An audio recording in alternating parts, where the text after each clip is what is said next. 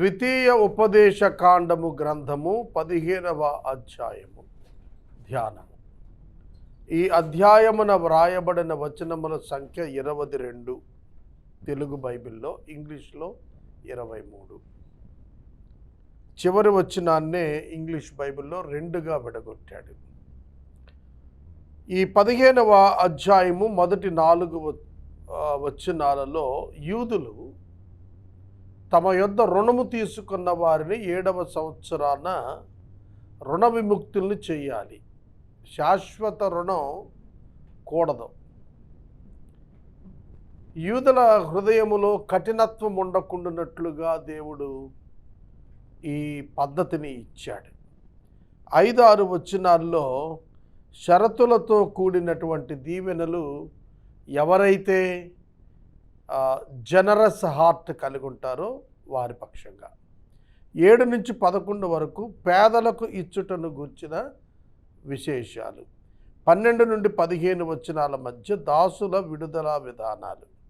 16-17 వచనాల మధ్య నిత్యము దాసుడుగా ఉండుటకు ఇష్టపడిన వారికి చేయవలసిన క్రమం. 18వ వచనం దాసులను స్వతంత్రులుగా చేయు విధం.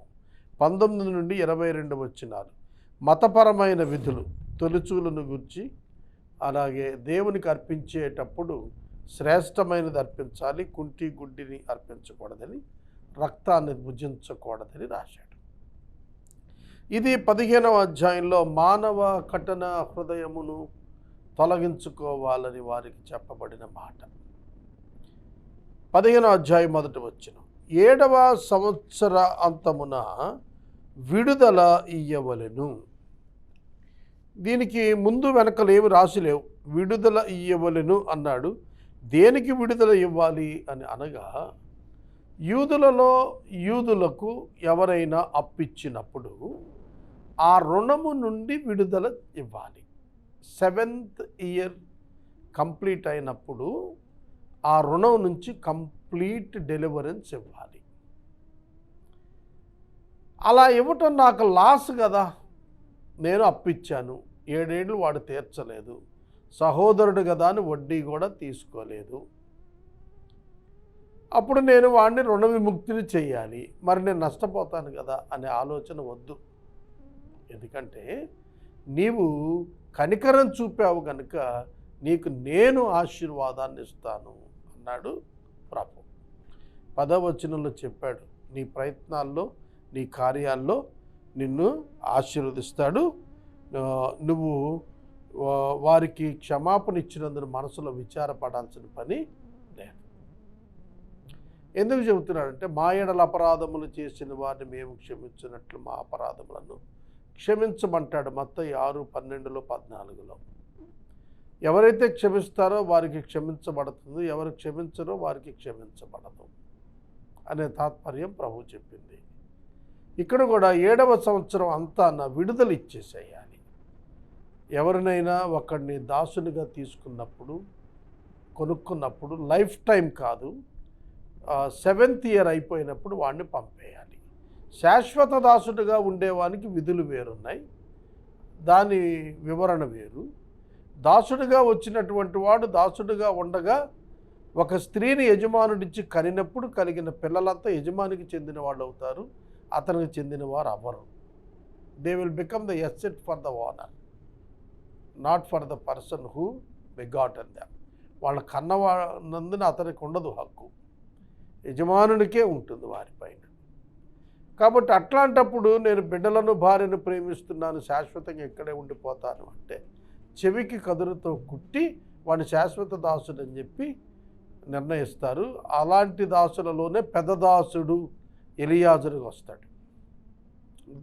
వాళ్ళు పర్మనెంట్ దాసులు అన్నమాట. అట్లా ఉండేవారికి ప్రత్యేక విధులు ఉంటాయి. కనుక ఇక్కడ రుణమును గురించి మాట్లాడుతున్నాడు. 7వ సంవత్సరం అంతాన రుణము నుండి విడుదల సహోదరులకు ఇవ్వాలి. సహోదరులు నిత్యము నీకు రుణస్థులుగా ఉండటానికి వీల్లేదు. ఏ వ్యక్తి ఏ రుణం కింద పర్మనెంట్గా ఉండకూడదు. దేవుడు కూడాను మానవులను క్షమించటానికే ప్రాధాన్యం ఇచ్చాడు. 2వ వచనం ఆ గడువు రీతి ఏదనగా నీ పొరుగువానికి అప్పిచ్చిన ప్రతి అప్పుల వాడు దానికి గడువు ఇవ్వాలి. అది యెహోవా గడువు అనబడుతుంది కనుక అప్పిచ్చిన వాడు తన పొరుగువానినైనను సహోదరుని అయినను నిర్బంధింపకూడదు. అన్యుని నిర్బంధింపవచ్చును కానీ నీ సహోదరుని యొద్ద ఉన్న దానిని విడిచిపెట్టవలెను. సహోదరుని విడిచిపెట్టాలి, నిర్బంధించకూడదు. నీ సహోదరుని యొద్ద ఉన్న దానిని నువ్వు విడిచిపెట్టాలి. నీవు స్వాధీనపరుచుకునేటట్లు నీ దేవుడిని యెహోవా నీకు స్వాస్థ్యంగా ఇస్తున్న దేశంలో యెహోవా నిన్ను నిశ్చయంగా ఆశీర్వదిస్తాడు. నీవెప్పుడైతే దేవుని మాటకు లోబడి నువ్వు వ్యక్తిగత నష్టంగా భావించకుండా దేవుని మాటకు విధేయత చూపిస్తావో అప్పుడు దేవుడు నిన్ను ఆశీర్వదిస్తాడు. నీకేమీ నష్టం ఉండదు, నువ్వేమీ నష్టపోవు. ఒకవేళ నీ యొద్ద అప్పు తీసుకున్నవాడు రుణస్థుడు నీకు చెల్లించకపోయినంత మాత్రాన నీకు వచ్చే నష్టం ఉండదు. నీ దేవుడు దాన్ని ఫుల్ఫిల్ చేయగలుగుతాడు. దేవుని యందు విశ్వాసం ఉంచు, ధనము యందు కాదు. ఇది క్రిస్టియన్ ప్రిన్సిపల్, దీన్ని నమ్మాలి మనం.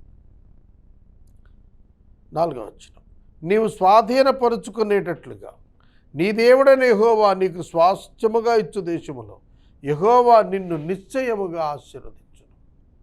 నిశ్చయముగా అనే పదం అండర్లైన్ చేసుకోండి. 5వ వచనం, కావున నేడు నేను నీకు ఆజ్ఞాపించుచున్న ఈ ఆజ్ఞలన్నింటినీ అనుసరించి నడుచుకొనుటకు నీ దేవుడైన యెహోవా మాటను జాగ్రత్తగా వినిన ఎడల మీలో బీదలు ఉండరు. యూదుల సామాజిక వ్యవస్థ ఎట్లా ఏర్పాటు చేశాడంటే దేవుడు, ఒక వ్యక్తి తాను రుణము తీసుకుని అభివృద్ధి చెందే దిక్కుగా ప్రయత్నాలు ప్రారంభించవచ్చు. చూడండి, మీకు ఎప్పుడైనా సరే ఒక నేషన్లో, ఒక దేశంలో పర్ క్యాపిటా ఇన్కమ్, తలసరి ఆదాయం అభివృద్ధి చెందినప్పుడు ఆ దేశము యొక్క జీపీఏని అభివృద్ధి చెందుతుంది. ఆ దేశము యొక్క ఆదాయ స్థితి అభివృద్ధి చెందుతుంది. అందుకనే బ్యాంక్స్ ద్వారా కూడాను రుణాలు ఇస్తుంటారు. ఎందుకని? ఆ మనీ రొటేట్ అయ్యి ఆ మనీని వాళ్ళు రైజ్ చేసి, బిల్డ్ చేసి, డెవలప్ చేసి ఉన్న కారణం చేత దేశం యొక్క తలసరి ఆదాయం పెరుగుతుంది. కాబట్టి దేశంలో ఉన్నటువంటి వ్యక్తుల మధ్యన ఫైనాన్షియల్ హార్మనీని దేవుడు ఇన్వైట్ చేస్తున్నాడు. అందుకే అంటాడు, నేడు నేను నీకు ఆజ్ఞాపించే ఆజ్ఞలన్నీ అనుసరించి నడుచుకుంటే మీలో అసలు పేదవాడుంటాడు, పేదవాడు ఉండడు. ఒకరిని అభివృద్ధి చేసేటువంటి ప్రోగ్రామింగ్ ఉంది యూదుల్లో. ఇతరుల దగ్గర వడ్డీ తీసుకుంటారు కానీ సహోదరుల దగ్గర వడ్డీ తీసుకోరు. తర్వాత 7 years లోపల రుణాలు తీర్చకపోతే రిలీజ్ చేసేస్తారు తప్ప పట్టుకొని శిక్షకు అప్పగించరు. దేవుడు ఆశీర్వదిస్తాడు తప్ప, దేవుడు ఆశీర్వదించినందున వీరు గొప్పవారు అవుతారు తప్ప వారి జ్ఞానంతో, వారి వ్యాపారంతో కాదు. కాబట్టి ఈ విధానం యూదులలో ఏర్పాటు చేశాడు. ఎందుకంటే ఎవడు పేదవాడు ఉండకూడదు, కానీ పేదలు ఉంటారు. పేదలు ఎల్లప్పుడూ మీతోనే ఉంటారు. అయితే మీరు ఆజ్ఞలు పాటిస్తే ఎవడు పేదవాడు ఉండడు. ఇవాళ బ్లాక్ మనీ పేరిట దేశంలో కొన్ని లక్షల కోట్ల రూపాయలు అన్యూజ్డ్ ఉండిపోయాయి. అవే డిస్ట్రిబ్యూట్ అయ్యి ప్రజలకు కనుక వినియోగానికి దొరికితే దేశం అమెరికా దేశం కంటే 100 రెట్లు ఫైనాన్షియల్గా అభివృద్ధి చెందిపోయేది ఈ పాటికి భారతదేశం. కనుక నల్లధనం రూపంలో ధనం ఉండిపోయేటప్పటికి రొటేషన్లోనికి మనీ రాలేదు, బ్లాక్ అయి ఉంది.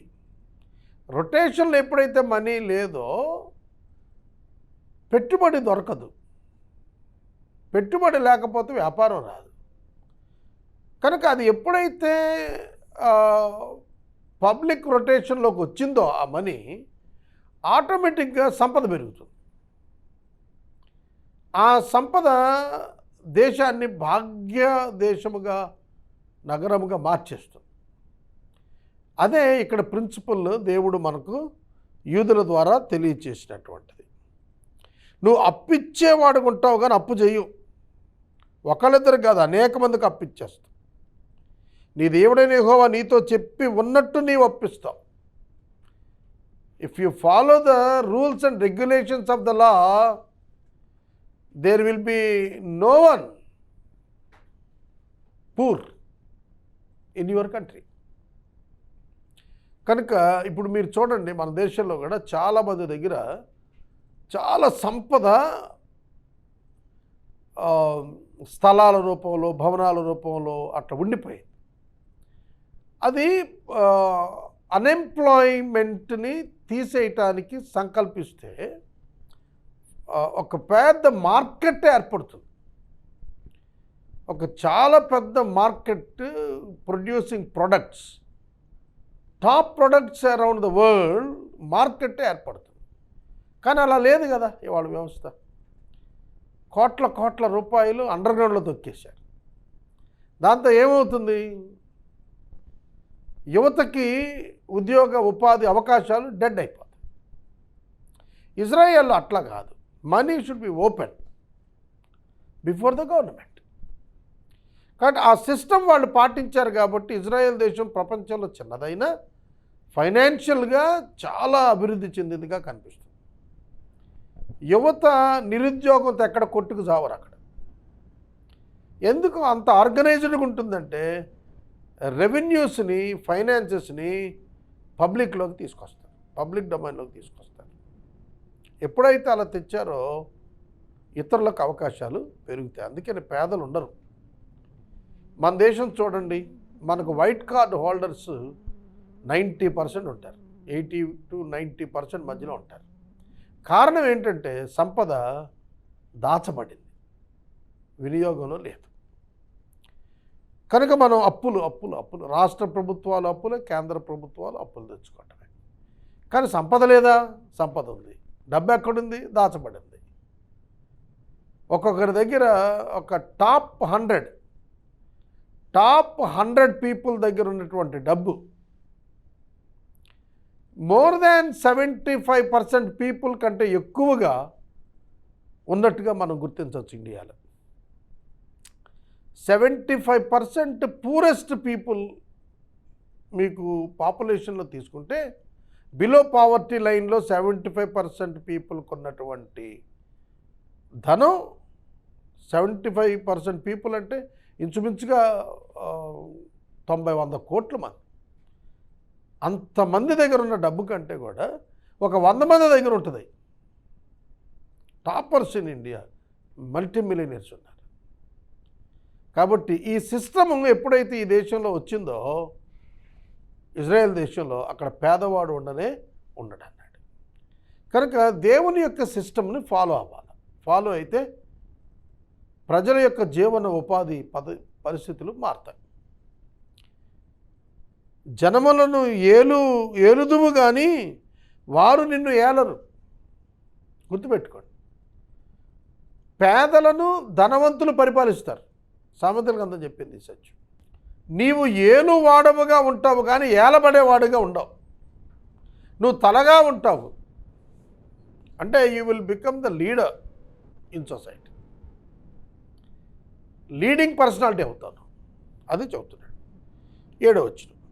నీ దేవుడైన యెహోవా నీకు ఇస్తున్న దేశమందు నీ పురములలో ఎక్కడైనా నీ సహోదరులలో ఒక పేదవాడు ఉండిన ఎడలా, బీదవాడైన నీ సహోదరుని కరుణిప్పకుండా నీ హృదయమును కఠినపరచుకొనకూడదు. ఈ మాట చదువుతున్నప్పుడు నాకు ఆశ్చర్యంగా ఉందండి. నీ దేశమందు ఒక్క పేదవాడున్న ఎడల. ఏమిటండి రైటింగ్ అసలు? నీ దేశమందు, నీకిచ్చుచున్న దేశమందు, ఇన్ హోల్ కంట్రీ వైడ్ ఒక్క పేదవాడుంటే ఆ ఒక్కడిని కనికరించకుండా నీ హృదయం కఠినం చేసుకోవద్దు, నీ చేయి ముడుచుకోవద్దు. వాడికి ఆవశ్యకంగా చేయి చాపు, వాడి అక్కర చొప్పున అక్కరకు చాలినంత ఆవశ్యంగా తనకి అప్పివ్వు వడ్డీ తీసుకోవద్దు. అప్పివ్వు వడ్డీ తీసుకోవద్దు. విడుదల సంవత్సరమైన 7వ సంవత్సరం సమీపమైనదని చెడ్డ తలంపు నీ మనసులో పుట్టకూడదు నీ సహోదరుని పట్ల. అలా జాగ్రత్త తీసుకో. పేదవాడైన నీ సహోదరుని ఎట్లా కటాక్షము చూపక నీవు వానికి ఏమి ఇయ్యకపోయిన ఎట్లా వాడు ఒకవేళ నిన్ను గురించి యెహోవాకు మొరపెడితే అది పాపం అవుతుంది. నీవు నిశ్చయంగా వానికి ఇవ్వాలి. వానికి ఇచ్చినందున మనసులో విచారపడకూడదు. అందువలన నీ దేవుడైన యెహోవా నీ సర్వకార్యాల్లో నీవు చేయి ప్రయత్నాల్లో నిన్ను ఆశీర్వదిస్తారు. బేదలు దేశములో ఉండక మానరు. 11వ వచనం, బేదలు దేశంలో ఉండక మానరు. బేదలు ఉంటారు. అయితే ఒక్క బేద ఉన్నా అతని పక్షంగా నీవు కనికరం చూపాలి, అతనికి అప్పియాలి. కొన్ని జాతులను గురించి నేను విన్నాను. వాళ్ళ కమ్యూనిటీస్లో ఉన్నటువంటి వాళ్లకు ఫైనాన్షియల్ హెల్ప్ చేస్తారట బిజినెస్కి తలా కాస్త. ఇప్పుడు క్రొత్తగా ఒక వ్యక్తి వివాహం చేసుకున్నాడు అనుకోండి, అతనికి అతని భార్యకి జీవనోపాధికి కావలసినటువంటి వ్యాపార పెట్టుబడి ఎంత అవసరం ఉంటుందో అంత బంధువులందరూ కలిసి ఆ వ్యక్తికి ఉచితంగా ఇచ్చేస్తారట. ఆ వ్యక్తి తీర్చినా పర్వాలేదు, తీర్చకపోయినా పర్వాలేదు అన్నట్టుగా ఇచ్చేస్తారు. ఆ వ్యక్తి దానిని తీసుకుని అభివృద్ధి చేసుకుంటాడు. వాళ్ళ నమ్మకం వమ్ము చేయడు. అది ఇండియాలో కొన్ని జాతుల మధ్యలో ఆ విధమైనటువంటి సిస్టము ఉంది. వాటిలో మార్వాడీస్ అనేటువంటి ఒక ప్రత్యేక జాతి ఉన్నారు. వాళ్ళు అట్లా చేస్తారని విన్నాను నేను. ఇశ్రాయేలీయుల మధ్య ఉన్నదే వాళ్ళు ఫాలో అవుతున్నారని నేను అనుకుంటున్నాను. అందుచేత నేను నీ దేశంలో నీ సహోదరులకు దీనులకు బీదలకు అవశ్యముగా నీ చెయ్యి చాపవలనని నేను నీకు ఆజ్ఞాపిస్తున్నాను. రిలేటివ్స్ని గురించి మాట్లాడుతున్నాడు. నీ బంధువులు, నీ స్నేహితులు, నీ రక్త సంబంధులు, నీ దేశంలో నీ సొంత ప్రజలు, నీ తోటి పౌరులు, వీళ్ళంతా ఎవరు? ఇజ్రాయేలీలంతా రక్త సంబంధికులే కదా, పౌరులు, బంధువులే కదా. వీరందరూ ఒకరి పట్ల ఒకరు కనికరము చూపుకోవాలి. దీనులకు పేదలకు ఆవశ్యకముగా అంటే ఖచ్చితంగా నువ్వు చెయ్యి చాపాలి, ముడుచుకోవద్దు. Stretch out your hand, don't hold it back. నువ్వు వెనుతీయొద్దు, ఇస్తూనే ఉండు అని చెప్పాడు. కనుక ఎప్పుడైతే ఇచ్చువానిగా ఉంటావో నువ్వు పొందేవానిగా కూడా ఉంటావు. ఇచ్చువానిగా ఉన్నవానికి మరింత ఇవ్వబడుతుంది. కనుక వెదజల్లి అభివృద్ధి చెందిన వారు కలరని వాక్యం చెప్తాను. Giving is the grace. పొందటం కృప కాదు, రిసీవింగ్ గ్రేస్ కాదు, giving is the grace. Macedonians giving అనే గ్రేస్ పొందారు. ఫస్ట్ జనరేషన్ క్రిస్టియన్స్ అపోస్తుల గ్రంథంలో తమ ఆస్తులు అమ్మి అపోస్తుల పాదాల దగ్గర పెడితే అవసరం ఉన్నవాడికి అవసరం ఉన్నంత ఉచితంగా పంచిపెట్టేశారు. అప్పు కాదు ఇచ్చింది వాళ్ళు. ఓల్డ్ టెస్ట్మెంట్లో అప్పు ఇవ్వమన్నాడు, న్యూ టెస్ట్మెంట్లో డిస్ట్రిబ్యూట్ చేసేమన్నాడు. చేసి చూపించారు వాళ్ళు. Apostles need based distribution conduct చేశారు. ఎవడెవడికి ఎంతంత అవసరం ఉందో అంతంత డబ్బు పంచి ఇచ్చేశారు. కనుక డెప్ట్ ఫ్రీ లైఫ్, రుణరహిత జీవితం క్రైస్తవుడికి ఉండాలి. రుణంతో మునిగిపోవటం క్రైస్తవుడి లక్షణం కాదు, రుణరహిత జీవితంలోకి రావాలి. That is true Christianity.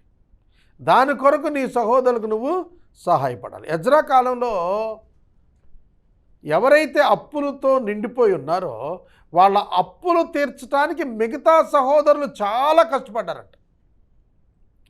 రుణ విముక్తులుగా చేశారంట అనేక మంది యూదుల్ని సొంత డబ్బుతో. That is the brotherhood. అన్నదమ్ములంటే అట్లా ఉంటారనమాట, అలా ఉండాలన్నమాట. 12వ వచనం, ఇక దాసులను గురించి చూడండి. నీ సహోదరులలో హెబ్రియుడే కానీ హెబ్రియురాలే కానీ నీకు అమ్మబడి 6 సంవత్సరాలు నీకు దాస్యం చేస్తే 7వ సంవత్సరాన్ని వదిలిపెట్టేయాల. వాళ్ళు పర్మనెంట్ బాండేజ్లో ఉండకూడదు, శాశ్వత చెరలో వాళ్ళు ఉండకూడదు. ఎందుకంటే వాళ్ళు ఐగుప్తులో ఒకప్పుడు చెరలో ఉన్నారు. 7వ సంవత్సరం దగ్గరికి వచ్చినప్పుడు వాళ్ళు విడిచిపెట్టేయాలి. 7వ సంవత్సరం వాడిని విడిపించి నీ ఎదురు నుంచి పంపించేసేయాలి, ఉంచుకోకూడదు. నువ్వు కొనుక్కున్న 6 సంవత్సరాలే వాళ్ళని వాడుకోవాలి తప్ప నీ సహోదరులని ఇంకా ఎక్స్టెండ్ చేయకూడదు. 7th ఇయర్లో వాళ్ళని డెలివరీ చేసిన తర్వాత వాళ్ళు విమోచించిన తర్వాత వాళ్ళు వెళ్ళిపోతున్నప్పుడు ఎంప్టీ హ్యాండ్స్తో పంపకూడదు. వాళ్ళు బయటికి వెళ్ళి బ్రతకటం కోసం ప్రత్యేకంగా వారికి కొంత డబ్బు ఇచ్చి మరీ పంపించాలి. నీవు వారిని విడిపించి నీ యొద్ద నుండి పంపించేటప్పుడు ఒట్టి చేతులతో వారిని పంపేయకూడదు. ఐగుప్తు దేశంలో నువ్వు దాసుడవై ఉన్నప్పుడు నీ దేవుడైన యెహోవా నిన్ను విమోచించినని జ్ఞాపకం చేసుకుని నీ మందలోను నీ కళ్ళెములోను నీ ద్రాక్ష గానుగలోను కొంత ఆవశ్యకంగా వాడికి ఇవ్వాలి. నీకు దేవుడిచ్చినటువంటి జంతువుల్లో కానీ ద్రాక్షరసంలో కానీ నూనెలో కానీ కొంత నువ్వు తీసుకెళ్ళి నీ సహోదరునికి ఇవ్వాలి. అలా ఇవ్వటం వల్ల ఏంటంటే నీ దేవుడైన యెహోవా నిన్ను ఆశీర్వదించి నీకు అనుగ్రహించిన దానిలో దాన్ని వారికి ఇవ్వాలి. నిన్ను దీవించాడు కనుక ఆ దీవెన ఫలం నీ దగ్గర పనిచేసినోడు కూడా పొందాలి. చూడండి, ఇప్పటికీ కూడాను ఫ్యాక్టరీస్లో కార్మికులకు బోనస్ ఇస్తారు. ప్రాఫిట్లో కొంత షేర్ కార్మికులకు చెందేట్టుగా ఇస్తారు ఓనర్స్. ఇక్కడ అదే చెప్తున్నాడు, ఉట్టిగా పంపించకూడదు. వాళ్ళకి డెలివరెన్స్ ఇచ్చినప్పుడు వాళ్ళకి కొంత ముట్ట చెప్పి పంపాల. ఆ హేతువు చేతను నేను ఈ సంగతి నేడు నీకు ఆజ్ఞాపించి ఉన్నాను. అయితే నీ యొద్ద వానికి మేలు కలిగినందున నిన్నును నీ ఇంటి వారిని ప్రేమించుచున్నాను కనుక నేను నీ యొద్ద నుండి వెళ్ళిపోనని అతడు నీతో చెబితే, అయ్యా నువ్వు నన్ను ప్రేమిస్తున్నావు, నిన్ను వదిలిపెట్టి నేను వెళ్ళలేను, నీ దగ్గరే ఉండిపోతాను, వయస్సు కూడా అయిపోయింది నాకు, ఎక్కడికి పోతాను, నీ దగ్గరే ఉండిపోతానంటే వాడిని గౌరవించి ఉంచుకోవాలి, పంపేయకూడదు. వాడిని ఏం చేయాలో తెలుసునా, నీవు కదురును పట్టుకొని తలుపులోనికి దిగినట్లు వాని చెవి దానికి గుచ్చాలంటే చెవికి రంధ్రం చేయాలి. ఆ తర్వాత అతను నిత్యం నీకు దాసుడే ఉంటాడు. అలాగే నీవు నీ దాసికి కూడా అలాగే చేయాలి. వానిని స్వతంత్రునిగా పోనిచ్చుట కష్టమని నీవు ఎన్నడూ అనుకోకూడదు. ఒక దాసుని నేను కొనుక్కున్నానని ఆ తర్వాత అతను వదిలిపెట్టేటప్పుడు నేను అతను పోనివ్వలేను అని అనుకోవద్దు, అది కఠిన హృదయం. నేను వాడిని వదిలిపెట్టుకోలేను అని అనుకోవద్దు, అది కఠిన హృదయం. ఏలైనా కూడా 6 సంవత్సరాలు నీకు దాస్యం చేసినందున జీతగానికి రావాల్సిన 2 జీతంలో లాభం నీకు కలిగింది. ఆ వ్యక్తిని యొక్క పనిచేయటం వల్ల నీకు లాభమే కలిగింది. అలాగైతే నీ దేవుడైన యెహోవా నీకు చేయవాటనే విషయంలో నిన్ను ఆశీర్వదించును. నువ్వు ఎప్పుడైతే నీ దాసునికి నీవు ఇచ్చువానిగా ఉంటావో, ఫలమిచ్చేవానికి ఉంటావో, భాగమిచ్చేవానికి ఉంటావో, దేవుడు నిన్ను ఆశీర్వదిస్తాడు. ఇక్కడ ఒక్క ఫైనాన్షియల్ ట్రూత్ చెప్తాను నేనంటే, నిన్నెవడైనా మోసం చేసి నీ దగ్గర డబ్బు కొట్టేస్తే,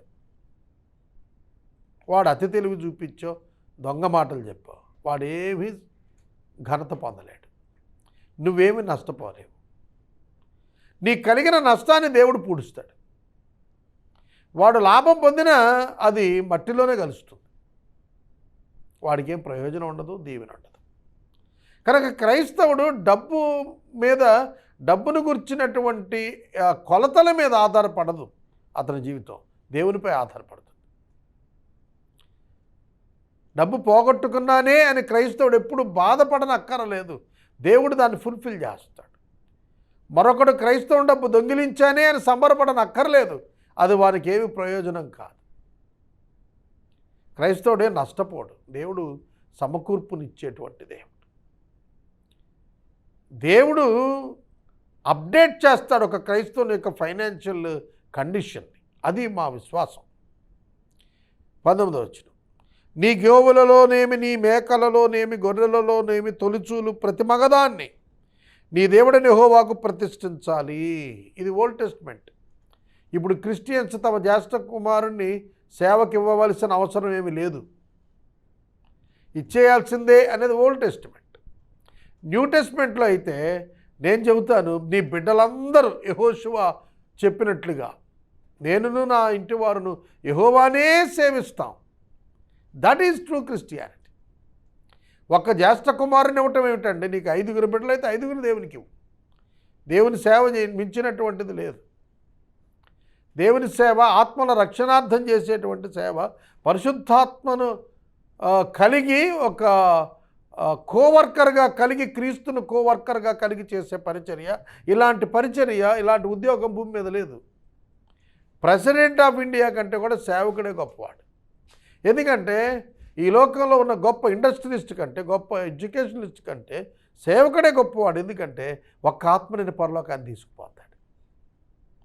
కనుక పరలోక రాజ్యానికి మనుషులను చేర్చేవాడు అతి గొప్పవాడు అవుతాడు. అన్ని ప్రొఫెషన్స్ కంటే కూడా ఇవాంజలిస్టిక్ ప్రొఫెషన్ చాలా గొప్పది. నీ కోడెలలో తొలుచూలు దానితో పని చేయకూడదు. నీ గొర్రె మేకలతో తొలుచూలు దాని బొచ్చు కత్తిరింపకూడదు. యెహోవా ఏర్పరచుకున్న స్థలమున నీవును నీ ఇంటివారు నీ దేవుడిని యెహోవా సన్నిధిని ప్రతి సంవత్సరం దాన్ని తినాలి. దానిలో లోపం అనగా దాన్ని కుంటితనమైన గుడ్డితనమైన లోపమైన ఉన్న ఎడల నీవు దాన్ని యెహోవాకు ప్రతిష్ఠింపకూడదు, అర్పింపకూడదు. దేవునికి అర్పించేది ఎల్లప్పుడూ శ్రేష్టమైనదే అర్పించాలి. జింకను దుప్పిని తినేటట్లు పురములలో పవిత్రాపవిత్రులు దాన్ని తినవచ్చు. వాటి రక్తమును మాత్రం నీవు తినకూడదు. నీళ్ల వలె భూమి మీద దాన్ని పారబోయాలి. రక్తాన్ని తినద్దు, అది ప్రాణం ఉన్నది అని అంటాడు. అందులో రక్తంలో ప్రాణం ఉన్నది కనుక దాన్ని భుజించొద్దు అన్నాడు. నీళ్ల వలె భూమి మీద దాన్ని పారబోసేమన్నాడు.